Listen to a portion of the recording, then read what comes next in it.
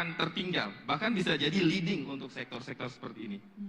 Oke, Pak Rio, tadi sudah disampaikan oleh kedua narasumber Pak Bobi dan juga Pak Rohib ya, kalau misalnya green investment ini sebenarnya initial outlay-nya ini cukup besar gitu. Apa yang membuat Anda memilih untuk meng-create satu plum project dan melihat kalau misalnya ada potensi di sana? Tadi, karena ini berbisnis sambil merawat lingkungan. Karena begini, kan jalan tengahnya, kan ini selalu diawali dari perdebatan pro-industrialisasi dengan pro-konservasi. Terus kan lahir green growth economy. Jadi bagaimana memaksimalkan profit tanpa mengorbankan lingkungan. Ya green growth economy. Kok bisa Pak? Iya, Indonesia itu punya modal luar biasa. Hutannya terluas ketiga di dunia. Hewannya, biodiversity-nya nomor 2 di dunia. Kita hanya kalah oleh Brasil. Hutannya hanya kalah oleh Amerika dan Afrika. Dengan modal itu, artinya kita hanya perlu untuk menjaga. Filosofinya sama kayak, karena ini mau Valentine gitu ya, dan udah pada ngantuk, jadi saya mau menjelaskan lebih sederhana. Kalau kita ini mencintai bumi, filosofinya mencintai itu lebih baik merawat daripada memperbaiki. Jadi semua orang kalau kita tanya, mencintai bumi nggak? Mencintai. Artinya yang kita pikirkan adalah bagaimana merawat bumi. Itu yang kemudian saya jadikan menjadi satu model bisnis.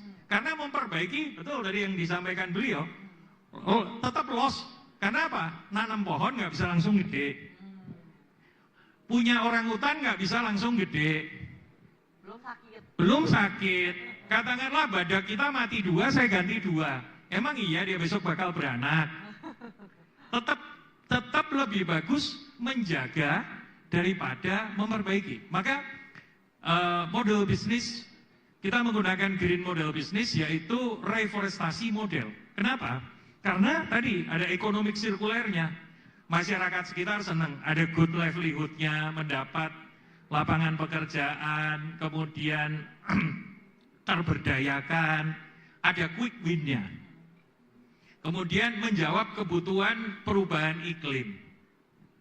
Memberi pemasukan dan turut mensupport pemerintah pada agenda perubahan iklim atau NDC. Kami menjadi pionir pada program-program Kementerian Keuangan taksonomi hijau. Nah, semua senang kan?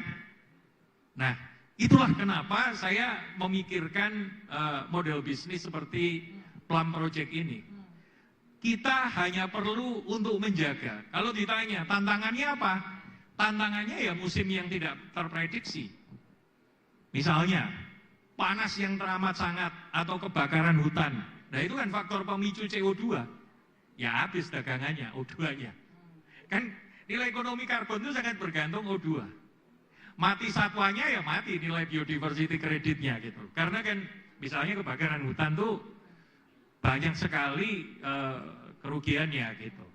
Sehingga kami memilih menjaga daripada memperbaiki.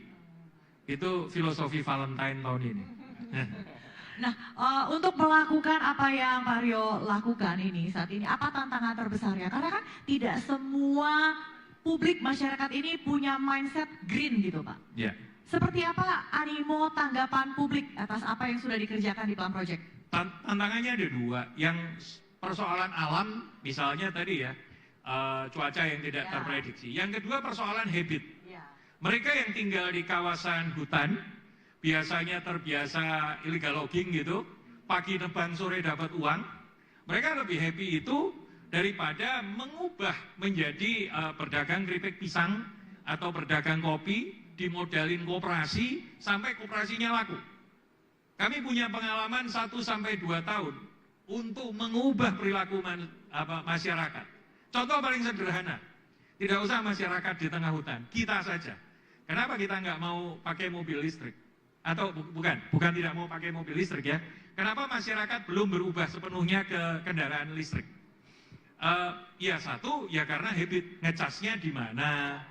Terus kemudian nilai ekonomi, pertimbangan ekonomi. Nanti kalau rusak, kalau baterainya rusak bagaimana? Lalu kemudian pertanyaan berikutnya, nanti kalau saya bosan saya jual masih ada nilai ekonominya nggak ya? Sebenarnya kalau saya refleksikan sama kayak masyarakat tadi, pertimbangan ekonomi. Makanya kan harus menjawab green growth economy. Yang menjawab apa? Yang menjawab waktu. Nah, begitu. Dan doa ya Pak ya. Dan doa. Dan conviction gitu ya. Conviction. Akan indah pada waktunya.